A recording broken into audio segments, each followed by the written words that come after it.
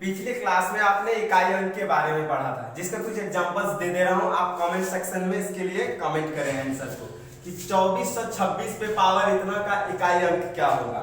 दूसरा क्वेश्चन 8465 पे पावर 226 का इकाई अंक क्या होगा। आज हम लोग नेक्स्ट क्लास में कुछ अच्छा चीज सीखते हैं और इससे क्वेश्चन आता है और क्वेश्चन बहुत ज्यादा भी पूछे जाते हैं। चैप्टर्स का नाम है फैक्टर। चैप्टर्स का नाम है फैक्टर, गुणनखंड। गुणनखंड है क्या?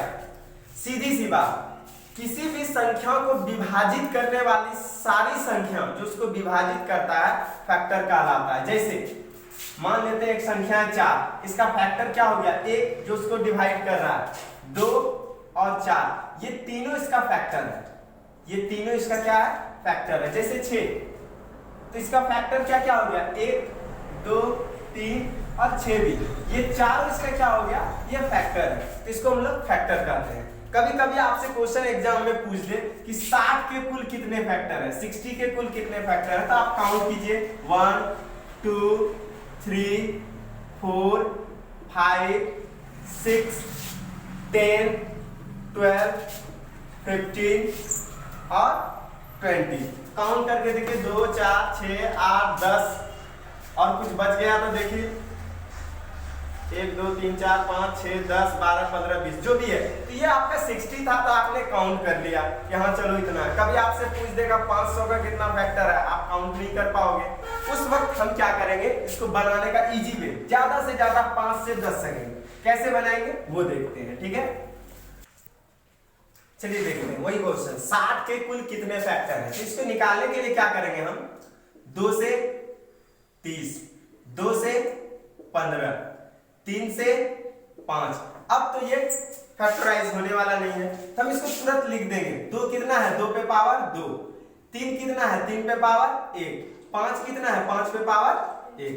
आपको क्या याद रखना है इसका ट्रिक? पावर और प्लस 1, जितना पावर है उसमें 1 हम अपने आप से ऐड कर देंगे। यहां पावर कितना है? 2 प्लस 1 3। यहां पावर कितना है? 1 प्लस 1 2। यहां पावर कितना है? 1 प्लस 1, यहां कितना? 2।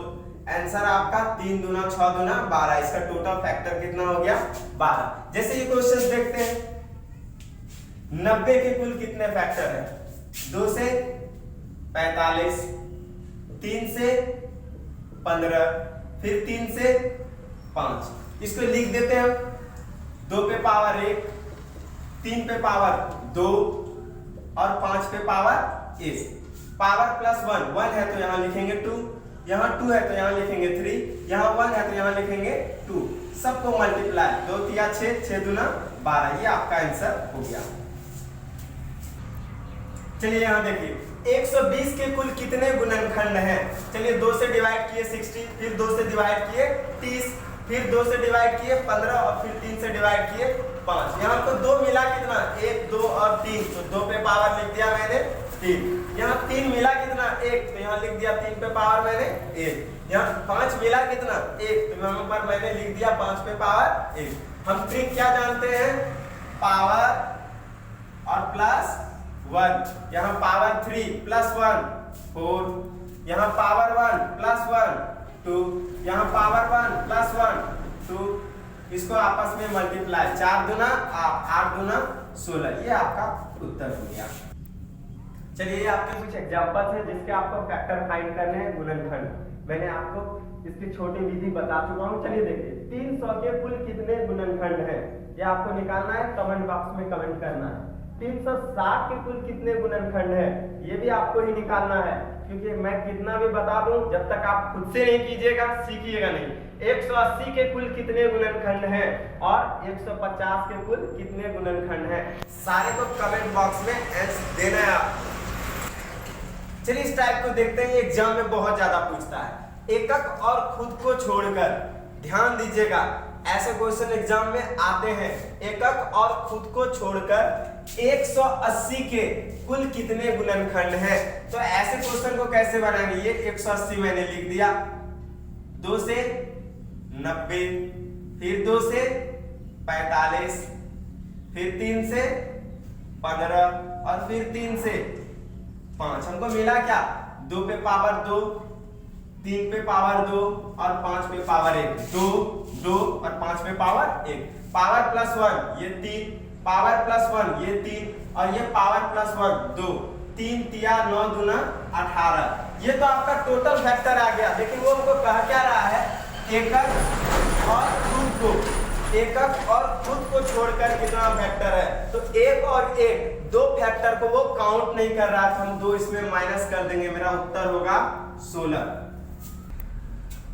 चलिए उस टाइप्स के कुछ एग्जांपल्स ले लेते हैं। एकक और खुद को छोड़कर कुल कितने गुणनखंड है। एग्जांपल आपका 240 कमेंट बॉक्स में बताना है आपको। नेक्स्ट वीडियो बहुत जल्द आएगी और बहुत अच्छे क्योंकि छोटे छोटे टॉपिक सीखने के बाद ही आपका मैथ्स मजबूत होगा। 360 के कुल कितने गुणनखंड हैं वो भी निकालना है आपको। 720 के कुल कितने गुणनखंड है ये भी बताना है आपको। 900 के कुल कितने गुणनखंड है ये भी बताना है और सारा कमेंट बॉक्स में आकर करना है, ठीक है। लेकिन ध्यान रखे कि टोटल फैक्टर निकालकर उसमें 2 को माइनस कर देना है ऐसे प्रश्न में। चलिए मिलते हैं आपसे अगले क्लास में।